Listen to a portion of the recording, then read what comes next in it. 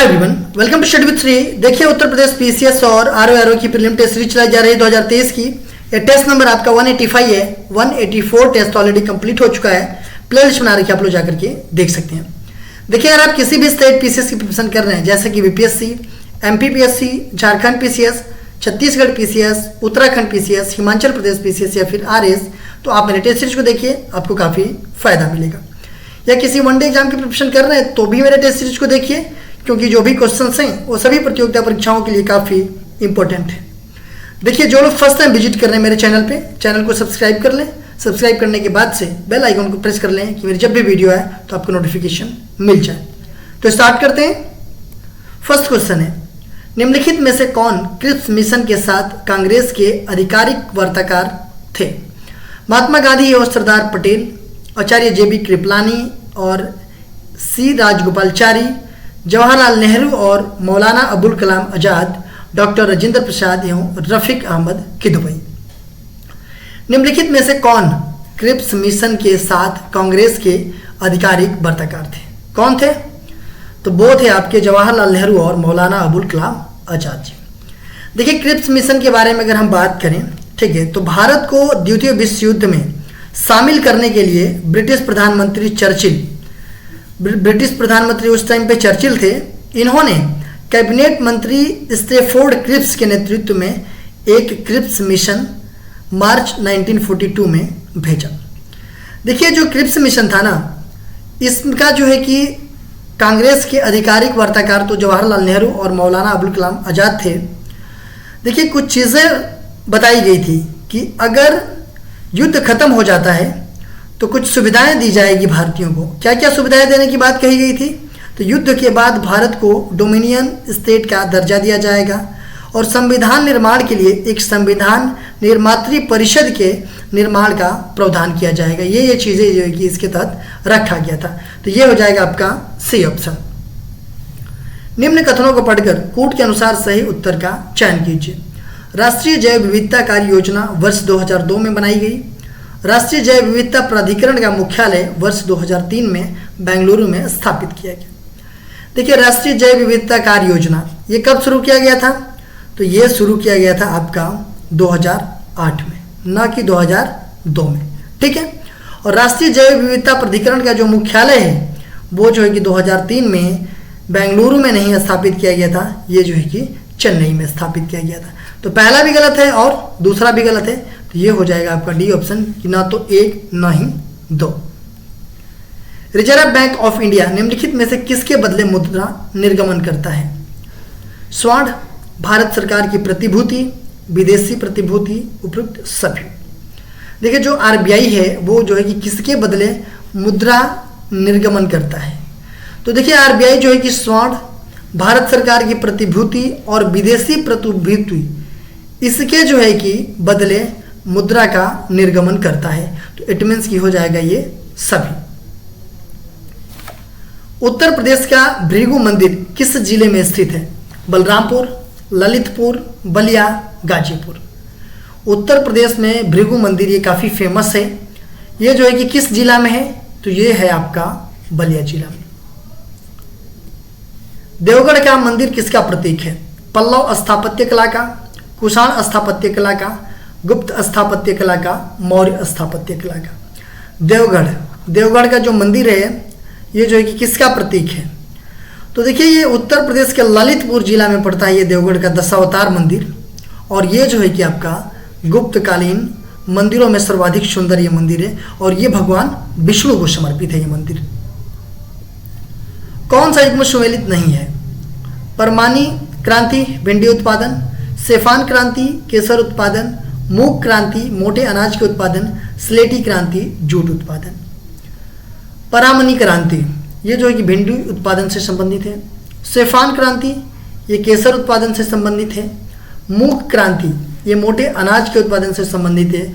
और स्लेटी क्रांति बोल सकते हैं या फिर बोल सकते हैं भूरी क्रांति, ये जो है कि जूट उत्पादन से संबंधित नहीं है, ये जो है कि उर्वरक उत्पादन से संबंधित है। तो ये हो जाएगा आपका डी ऑप्शन। झील एवं उनकी अवस्थिति का गलत युग्म बताइए। बहौर झील पुदुचेरी, पोवई झील महाराष्ट्र, भोजताल मध्य प्रदेश, शिव सागर झील गुजरात। देखिए झील और उनकी अवस्थिति में गलत युग्म बताना है आपको। बहौर झील कहाँ पे पड़ता है? तो बहौर झील है आपका कहाँ पे? तो ये है पुदुचेरी में। पोवई झील ये कहाँ पड़ता है? तो ये आपका महाराष्ट्र में पड़ता है। भोजताल झील ये मध्य प्रदेश में पड़ता है। और शिव सागर झील आपका गुजरात में नहीं पड़ता है, ये महाराष्ट्र का जो सतारा जिला है वहाँ पे पड़ता है। तो ये हो जाएगा आपका डी ऑप्शन। दामोदर नदी को बंगाल का शोक कहा जाता है क्योंकि यह बारहमासी नदी है। इसमें अनेक खतरनाक झरने बन जाते हैं, इसमें अधिकतम मृदा अपरदन होता है और इसमें प्रायः तबाही मचाने वाली बाढ़ आती है। देखिए जो दामोदर नदी है उसको बंगाल का शोक क्यों कहा जाता है? क्यों कहा जाता है ये? तो इसलिए कहा जाता है क्योंकि दामोदर नदी में वर्षा के दिनों में जो कि बाढ़ जो है कि भयंकर आती है और वो बाढ़ जो है कि भयंकर तबाही मचाने लगती है। इस वजह से जो है कि इसको दामोदर नदी को बंगाल का शोक कहा जाता है।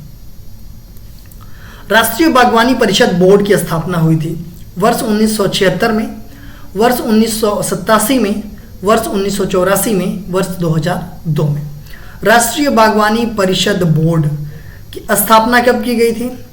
तो देखिए सोसाइटी पंजीकरण अधिनियम 1860, इसके अंतर्गत जो है कि राष्ट्रीय बागवानी परिषद बोर्ड की स्थापना कब की गई थी? 1984 में की गई थी।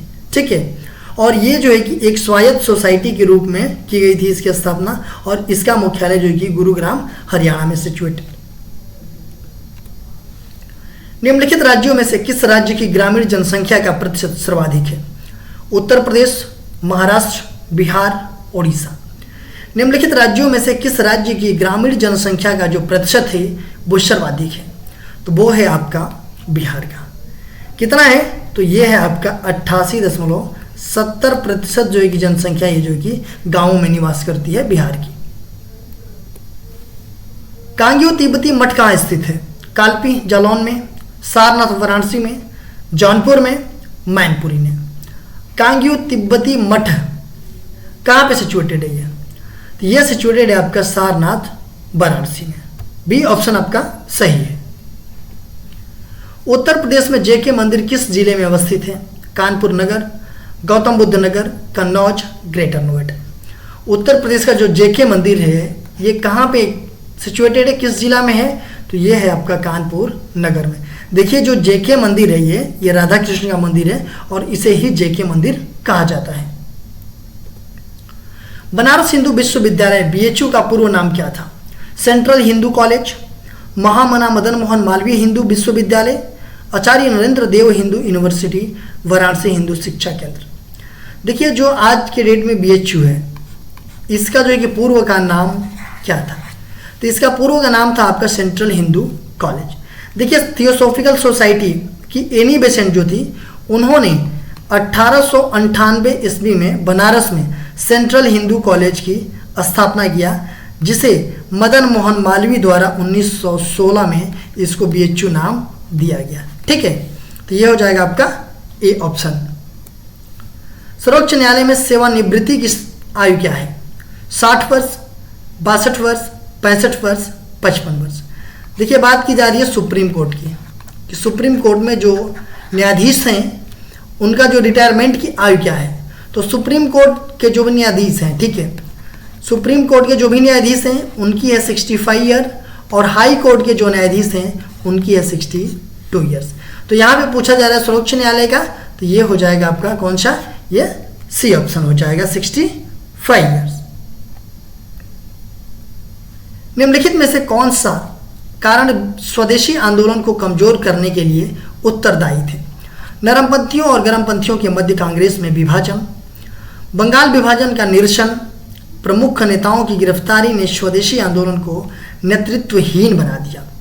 पूछा जा रहा है कि कौन सा इसमें कारण जो कि स्वदेशी आंदोलन के कमजोर करने के लिए उत्तरदायी थे।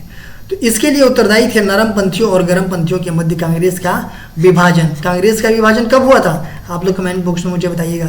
जो नरम दल और गरम दल में जो बट गए थे, जो नरमपंथी और गरमपंथियों के मध्य हुआ था। ठीक है, बंगाल विभाजन का निरसन ये नहीं हुआ था, लेकिन बंगाल विभाजन कब हुआ था ये आप लोग कमेंट बॉक्स में मुझे बताइएगा।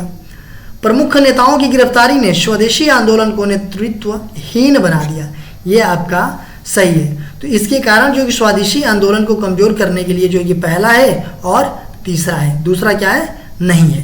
तो इसमें हो जाएगा 1 और 3, ये हो जाएगा आपका सी ऑप्शन। देखिए क्वेश्चन पूछा गया था आप लोगों से पिछले वीडियो में कि किस अधिनियम के अंतर्गत भारत के गवर्नर जनरल के पद को बदल करके वायसराय कर दिया गया। 1919 के अधिनियम के अंतर्गत, 1858 का भारत सरकार अधिनियम के अंतर्गत, 1861 के भारतीय परिषद अधिनियम के अंतर्गत, 1909 के अधिनियम के अंतर्गत। देखिए वो कौन सा अधिनियम था जिसके तहत भारत के जो गवर्नर जनरल थे उनके पद को बदल करके क्या कर दिया गया, वायसराय कर दिया गया। वो कौन सा अधिनियम था, तो वो अधिनियम था आपका 1858 का भारत सरकार अधिनियम। आज के क्वेश्चन देख लेते हैं। निम्नलिखित में से किस जलवायु प्रकार में तापमान वर्ष पर्यंत 10 डिग्री सेंटीग्रेड से अधिक नहीं बढ़ता है? महाद्वीपीय जलवायु, भूमध्य सागरीय जलवायु, टुंड्रा जलवायु, पश्चिमी तट सागरीय जलवायु। निम्नलिखित में से किस जलवायु प्रकार में तापमान वर्ष पर्यंत 10 डिग्री सेंटीग्रेड से अधिक नहीं बढ़ता है? इसका आंसर आप लोग कमेंट बॉक्स में मुझे बताइएगा। इसका आंसर मैं नेक्स्ट वीडियो में आप लोगों को बताऊंगा। देखिए आप मेरे चैनल को सब्सक्राइब कर लीजिए। सब्सक्राइब करने के बाद से बेल आइकन को प्रेस कर लीजिए कि मेरी जब भी वीडियो आए तो आपको नोटिफिकेशन मिल जाए। मेरा दूसरा चैनल है श्री जीएस पॉइंट, आप इसको भी सब्सक्राइब कर लीजिए। फेसबुक एक मेरा पेज है स्टडी विद श्री के नाम से, और इंस्टाग्राम पे हमारी आईडी है study with Shri 25 and Shri GS point, और टेलीग्राम का हमारा चैनल है स्टडी विद श्री। इन सब सारे का लिंक आपको डिस्क्रिप्शन में मिल जाएगा, वहाँ पे क्लिक करते आप यहाँ पे पहुँच जाएंगे। तो इन सब सारे जगहों से कनेक्ट